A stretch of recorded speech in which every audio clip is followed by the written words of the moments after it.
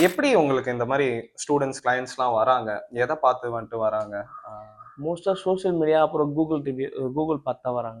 Okay. இப்போ இங்க மெஜாரிட்டியா இருக்க இந்த பசங்கலாம் அவங்க சந்துல அப்படியே தெரிஞ்சு அப்படி இவங்கலாம் பார்த்தீங்கன்னா, ஒருத்தவங்களோட கேட்டு கேட்டு தான் வருவாங்க. இப்போ ஓகே. ஒருத்தவங்க இங்க பாக்ஸிங் பண்றாங்கன்னா, நீங்க எங்க போறீங்க?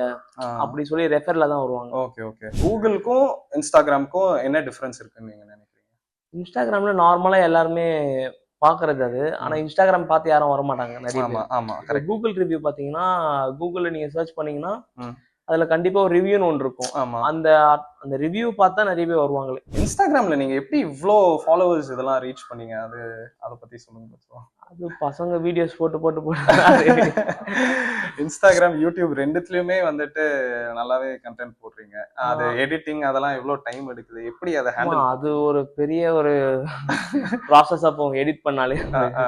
எவ்ளோ நேரம் எடுக்குது உங்களுக்கு? நீங்க டெய்லி உங்களோட ஒரு டே எப்படி போது? டே கரெக்ட்டா போயிடும்.